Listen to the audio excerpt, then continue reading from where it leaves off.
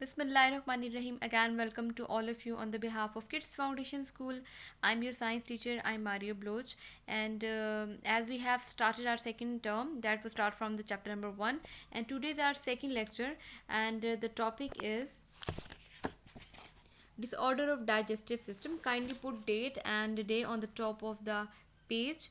Let's get start with reading of this topic, disorders of digestive system. And yesterday we have learned so much about the digestion, the process of digestion, and the digestive organs which are involved in the process of digestion. Today we are going to read about the disorder of the digestive system. Disorder mean any abnormality which is related to the digestive system. Some common digestive system disorders are diarrhea, heartburn, constipation, ulcer, gas trouble, etc. Here we shall discuss diarrhea and the constipation. Okay, what is diarrhea? Diarrhoea अभी हम जब ये इसकी reading start करेंगे in detail आपको समझ आएगी diarrhoea के हार्ट बर्न ये कहते हैं कि जो आपको जलन होती है ना आपके हार्ट की बिल्कुल ऊपर वाली साइड पर हम उसको हार्ट बर्न बोलते हैं बेसिकली वो स्टमक का डिसऑर्डर होता है अगर आपको एसिडिटी है या कुछ है तो आपको हार्ट बर्न फील होती है हार्ट बर्न हम इसको क्यों कहते हैं क्योंकि आपके हार्ट के बिल्कुल करीब आपको बर्निंग फील होती है that's we called it heartburn it doesn't mean कि आपका जो हार्ट है वो बर्न कर रहा होता है बट हम इसको नाम इसलिए हार्ट बर्न कहते हैं बिकॉज हमारे हार्ट के बहुत करीब हमें बर्निंग सेंसेशन फील होता है that's we called it as a heartburn but stomach की एबनॉर्मेलिटी स्टमक के डिस्टर्ब होने की वजह से स्टमक में एसिडिटी की वजह से जो प्रॉब्लम अराइज होती है उसे हम कहते हैं heart burn the next is constipation ये भी हम डिटेल में पढ़ेंगे अल्सर ये कहते हैं कि आपकी स्टमक के अंदर बहुत सारे वुंड्स प्रोड्यूस होने लग जाते हैं जिसे हम अल्सर कहते हैं गैस ट्रबल लाइक गैस जो होती है नॉर्मली अब हम पढ़ेंगे डिटेल के साथ what diarrhoea is Diarrhea is passing semi-liquid feces and it may be caused by an infection, eating contaminated infection की वजह से है, eating contaminated food, a reaction to some medicine or just anxiety or excitement.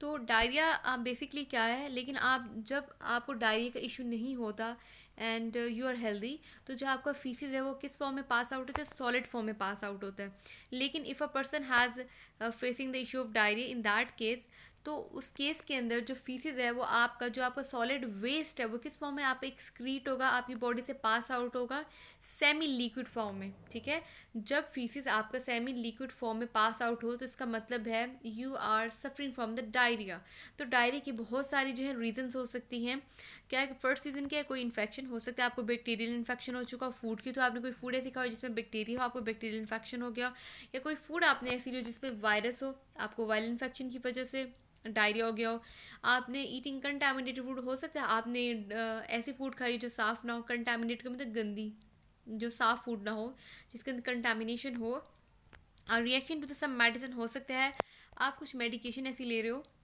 कुछ medicine ऐसी ले रही हो जिससे आपके स्टमक को डिस्टर्ब कर दिया हो स्टमक के डिस्टर्ब होने की वजह से आपको डायरिया हो गया और जस्ट एग्जाइटी और द एक्साइटमेंट गैस एक बड़ा इंपॉर्टेंट फैक्टर ये है कि अगर हम बहुत ज़्यादा परेशान हो इन दैट केस हमें डायरिया हो जाता है या extreme peak of excitement cause diarrhoea so these are some reasons behind the diarrhea some of the most common symptoms of the diarrhea are abdominal pain cramping bloating nausea loose motion fever and the bloody stools okay abdominal pain किसे कहते हैं पेट में दर्द होता है ये आप जो कॉमन सिम्टम्स डायरिया के क्या हैं आपको क्या होगा एब्डोमेन में पेन होगा पेट में दर्द होगा क्रैम्प्स का मतलब ये कि एकदम से पेन का होना और एकदम से कम होना और कम होना इसे हम कहते हैं क्रैम्प्स पड़ना मरोड़ जिसे आप उर्दू में कहते हैं मरोड़ को इसे हम बोलते हैं क्रैम्प्स ओके ब्लोटिंग का सेंस भी वही होता है जैसे गैस होती है ना आप वो शिद्दत से तो ब्लोटिंग जो है वो गैस के सेंस में हम लेते हैं नोज़िया कहते हैं कि you are feeling to vomit but vomit ना होना you have a feeling of vomit but आप वॉमिट का ना होना that is nausea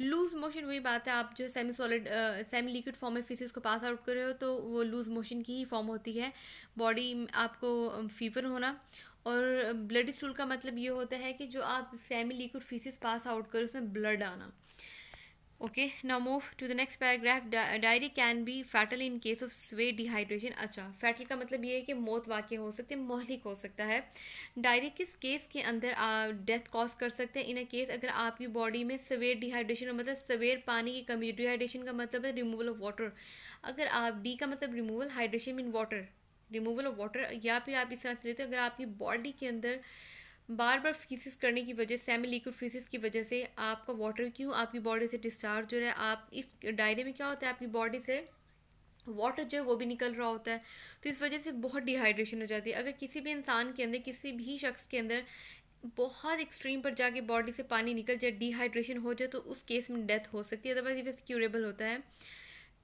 Therefore, drink plenty of the liquids, otherwise dehydration may takes place. तो आपने इस वे डिहाइड्रेशन को कैसे टैकल करना है, आपको चाहिए कि आप plenty, if you are facing that situation you should to drink plenty of the water, बहुत शदीद प्लंटी का मतलब कसरत से आप अबंडेंटली वाटर पिए, अदरवाइज डिहाइड्रेशन में टेक्स वे, वरना डिहाइड्रेशन हो जाएगी। Doctors prescribe antibiotics to the treat diarrhoea. अच्छा, डॉक्टर्स क्या करते हैं डायरिया को डील करने के लिए, क्या देते हैं, एंटीबायोटिक्स देते हैं। एंटीबायोटिक्स किसे कहते हैं, हम हमेशा एंटीबायोटिक्स लेते हैं अगेंस्ट बैक्टीरियल इन्फेक्शन। समझ आइए आपको, तो ये बात तो क्लियर होगी कि जो डायरिया ना that is actually cause by the, अगर वो इन्फेक्शन बेस्ड डायरिया है तो इसका मतलब है bacteria is responsible behind that diarrhoea. तो डॉक्टर क्या प्रिस्क्राइब करते हैं आपको, antibiotics to treat diarrhoea. We can prevent diarrhoea by the following tips given below. Always wash your hands with the soap after using toilet. तो आपको हमेशा toilet use करने के बाद अपने हैंड को सोप से वॉश करना चाहिए। Wash all the fruit and the vegetable before cooking और द ईटिंग। खाने और कुक करने से पहले आपको तमाम फ्रूट्स और वेजिटेबल्स को वॉश करना चाहिए। डोंट ईट अनकुक्ड मीट और एंड द एग्स। कभी भी अनप्रॉपर या हाफ कुक्ड मीट या एग नहीं खाना चाहिए। इस तरह से क्या होगा, आप अनकुक्ड खा रहे हो एग या मीट, उसको प्रॉपर्ली आपने नहीं पकाया, तो उससे क्या होगा, बहुत सारे बैक्टीरिया उसके अंदर रह जाते हैं और बैक्टीरिया जो है वो किल नहीं हो पाते, क्योंकि हम जब हाई फ्लेम पे फूड को कुक करते हैं तो उसमें जितने भी बैक्टीरिया, जितनी भी कंटामिनेशन होती है वो ख़त्म हो जाती है, बैक्टीरिया किल हो जाते हैं। बट इन दैट केस अगर आपने उसे इम्प्रॉपरली कुक किया है तो उसमें बैक्टीरिया किल नहीं होंगे। बैक्टीरिया आपकी, आप जब लोगे तो वो आपके स्टमक का, आपके डाइजेस्ट सिस्टम का हिस्सा बनेंगे and ultimately it will cause diarrhoea. And the next topic is constipation. अच्छा, I want write something here, the constipation is quite opposite to the diarrhoea. क्योंकि डायरिया में क्या हो रहा है, आपका वाटर क्या हो रहा है, एक्सेस वाटर आपकी बॉडी से रिलीज हो रहा है, रिमूव हो रहा है। But constipation is a to opposite of diarrhoea. Constipation के अंदर आपके बॉडी में वाटर एक्सेस में क्या होता है, एब्जॉर्ब हो रहा होता है, ठीक हो रहा है। कॉन्स्टिपेशन इज द पेनफुल और the difficult passing of the faeces. Constipation में क्या होता है, आपके बहुत मुश्किल हो जाता है फिसिस को अपनी बॉडी से रिमूव करना, उसको पास आउट करना। तो अपोजिट है ना, उसमें क्या हो रहा है, आपको एक्सेस में फिसिस पास आउट हो रहा है सेमी लिक्विड फॉर्म में, बट इसमें क्या हो रहा है, फिसिस पास आउट होना ही डिफिकल्ट हो गया। During the period of constipation some person may pass feces 3 or less than 3 times of a week. Okay. अब if anybody who has the constipation issue, तो उसके उनमें जो सिम्टम, जो साइन आएगा ना पहला, वो क्या होगा कि वो जो पर्सन है वो फीसिस को पास आउट कर होगा 3 और less than 3 times a week, एक वीक के अंदर 3 और लेस देन 3 टाइम, 3 टाइम से कम जो है वो वीक में फीसिस को पास आउट कर होगा। It is a common digestive disorder in Pakistan. तो पाकिस्तान के अंदर जो सबसे ज़्यादा कॉमन डाइजेस्टिव डिसऑर्डर है दैट इज़ कॉन्स्टिपेशन। कॉन्स्टिपेशन, अब हम कॉजेज़ की तरफ मूव करते हैं। Constipation is caused by the taking food low in fibres, lack of physical activity and not drinking enough water, delay in going to washroom etcetera. We can avoid constipation by this way. अच्छा, firstly आप इन दो lines को understand करें। Constipation किस वजह से हो रही है, आप लो फाइबर डाइट ले रहे हो। लो, अच्छा, जो वो डाइट जो जिसमें फाइबर होते हैं, पता है वो क्या काम करता है आपको पता है, इसबगोल का पता होगा, नॉर्मली इसबगोल घरों में रखा जाता है अगर कॉन्स्टिपेशन या कोई भी डाइजेशन के इशू हो, तो वो फाइबर इन नेचर फूड है। जो भी फाइबर इन नेचर फूड होती है वो क्या करती है, आपकी स्टमक को, वो बड़ी हेल्दी होती है आपके स्टमक के लिए, और वो आपको हेल्प आउट करती है खाने को डाइजेस्ट करने में, ब्रेक डाउन के अंदर आपको हेल्प करती है। आपके स्टमक के अराउंड एक प्रोटेक्टिव सी लेयर बना देते हैं जो भी फाइबर कंटेनिंग फूड होते हैं, इससे आपका स्टमक हेल्दी रहता है, ठीक है। अगर तो आप फाइबर कंटेनिंग फूड कम ले रहे हो, ठीक हो गया, तो भी कॉन्स्टिपेशन का इशू होता है। अगर आपकी कोई एक्टिविटी नहीं, आप सिर्फ खा रहे हो और सिर्फ बैठ जाते हो और कोई मूवमेंट, कोई nothing you are doing involve and you didn't involve yourself in exercise such like of activities, so इस तरह की केसेस के अंदर आपको कॉन्स्टिपेशन के चांसेस बढ़ सकते हैं। नॉट ड्रिंकिंग इनफ वाटर, और आप पानी नहीं पी रहे, कंजप्शन ऑफ वाटर अगर आपकी कम है, then it will ultimately cause constipation. और वॉशरूम जो है, आप अगर आपको if you have a urge to go into washroom but आप जा नहीं रहे हो, in that case constipation will occur.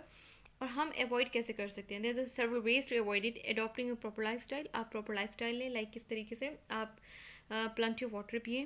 When you have a urge to go into washroom you should to go and take in a fibre diet and properly exercise करें सब कुछ. अब देखिए नेक्स्ट पॉइंट में भी है, taking regular exercise, eating lots of fibre food like fruit vegetable and the cereals. ठीक हो गया. सीरियल्स में बेटा क्या हो जाता है, अभी दालें आ जाती हैं. ठीक हो गया. इस टाइप की चीज़ें जो कि सीरियल्स का हिस्सा बनती है. Drinking plenty of the water at least 8 glass every day. Going to washroom when we have the urge. I hope यहाँ तक सब कुछ क्लियर होगा.